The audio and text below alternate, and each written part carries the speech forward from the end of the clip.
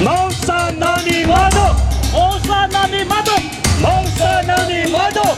将近100位秀林乡太鲁阁族人朝着太鲁阁国家公园管理处前进，针对太管处一再驳回秀林乡公所申请狩猎，提出3项诉求：落实原基法、还我狩猎权，以及立刻修订国家公园法。最后要求落实实质共管机制，要求侵占太鲁阁族传统领域的国家公园返还传统领域权跟狩猎权。这个就是我们的国家，这个国家设定国家公园法是不人道的法。国家公园法第13条限制，让原住民族无法在传统领域上狩猎采集。我们的国家把人民不如动物。我们是大大方方的去打猎，那白天都下来，现在呢偷偷摸摸的去，晚上3更半夜还被警察抓。我做过9个月的巡山员，但是呢，当我出来做国家公园的工作的时候呢，他叫我们去拆原住民放的陷阱了。还我狩猎权！还我狩猎权！立即修改国家公园法！立即修改国家公园法！落实共管机制！落实共管机制！我们的诉求就是这样。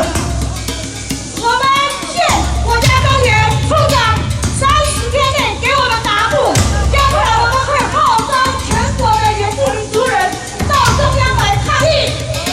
处长30天内，请你一定要答复。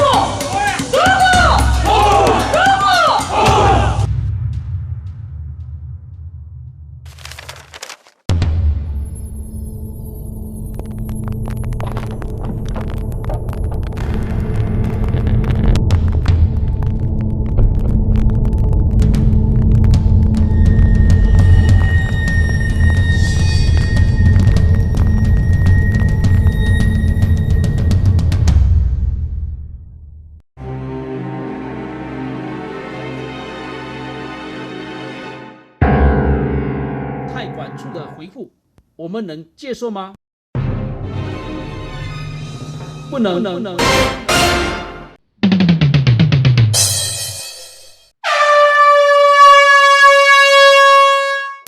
因为他们说立法院届期不细审，所以为修改国家公园法，要退回到太管处底下的共管会研议办理。事实上，我要跟各位族人报告，国家公园管理处底下的共管会其实没有实质的共管，而是由中央一手主导。这种不听评属的方式，